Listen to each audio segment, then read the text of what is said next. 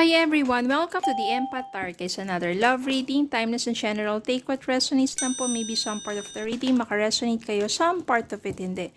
Totally makaresonate na parang kwento ninyo ito or hindi naman kaya. Since this is general reading, if you want, magpabook po kayo ng personal reading ninyo.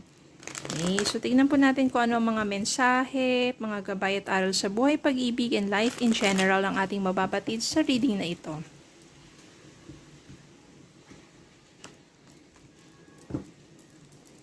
And Spirit guys, send me messages. Anong love connections ito? Lessons in life and guidance ang ating mababatid. Kaya yung mga aral sa buhay, pag-ibig, and life in general. Anong love connections ito? Anong nangyari? Anong mga mensahe?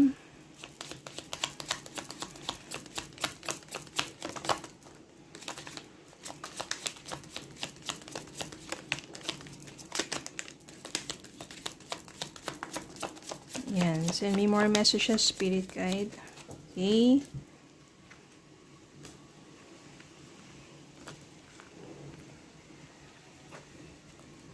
Wheel of Fortune. The Magician. Ace of Pentacles. The Hierophant. Five of Wands. Four of Swords. King of Swords. Kuha pa tayo. Bottom of the deck, Queen of Pentacles.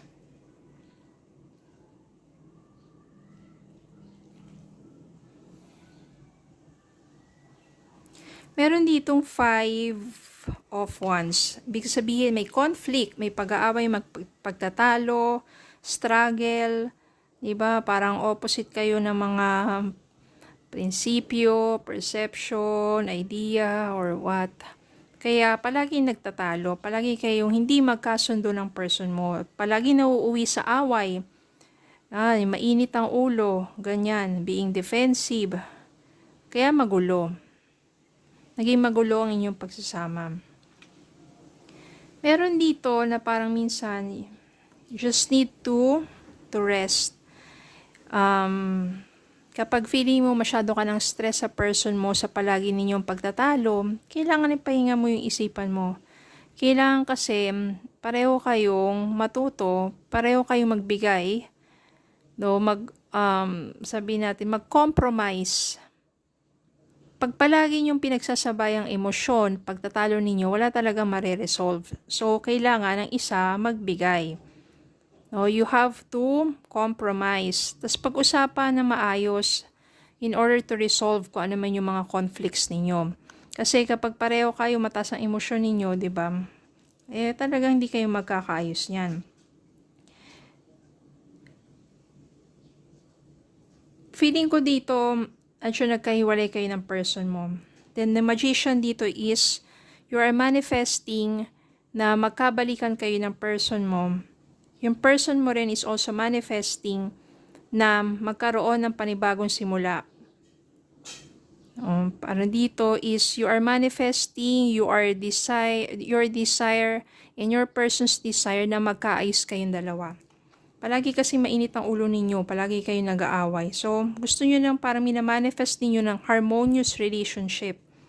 And yung Ace of Pentacles dito, ibig sabihin, this is a new beginning. Hindi lang pang financial ito. So, ibig sabihin nito, maaring magkaroon kayo ng panibagong simula na kung saan mas magiging matatag ang inyong pagsasama. Siguro na-realize nyo na, oo nga no, bakit mga simpleng bagay nauwi sa malaking away? Bakit hindi kailangan dapat mag-compromise, dapat mag-give, dapat give and take, dapat two-way ang relationship. So, doon maaring you manifest na magkabalikan kayo, magkakaroon kayo ng panibagong simula, at maaring ang sa inyong pagbabalikan, mauwi dito commitment,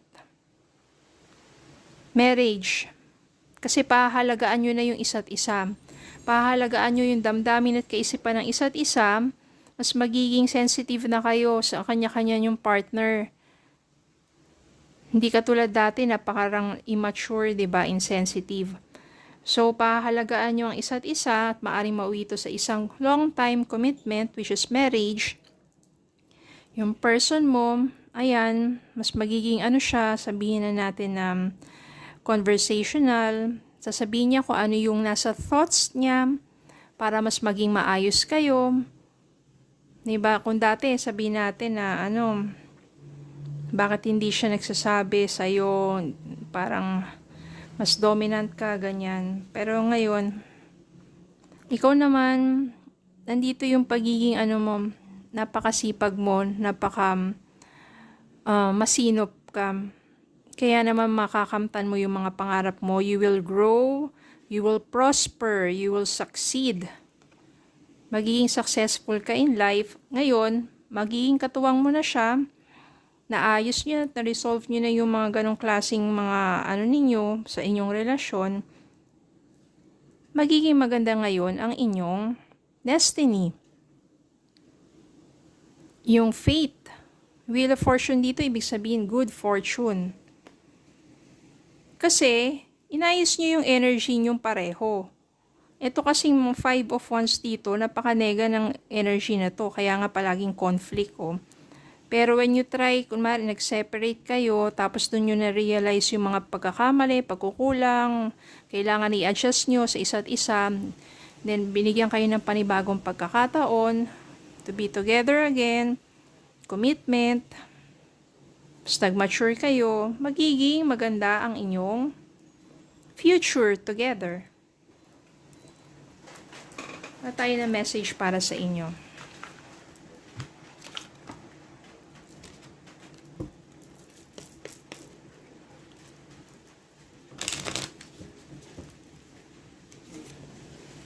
Soulmate. Yes, this person is your soulmate. Your connection is sacred. Kaya nandiyan din yung magician, oh.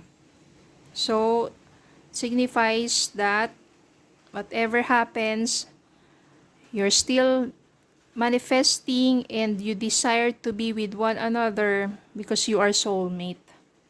Your connection is sacred. And other one, engagement. Your love life is soon ascending to a higher level of commitment. Ito yun, no? The Hierophant. Yan na yung commitment, yan ang engagement din yung dalawa. So, mahal nyo naman ang isa't isa. Kailangan nyo lang mag-mature, mag-grow together para mas maging maayos ang inyong pagsasama at maging successful ang inyong partnership or yung relationship. Okay, so yun lang po. Maraming salamat po for watching. Please don't forget to like, share, comment, subscribe, follow me on Facebook and YouTube. Have a good day po and God bless.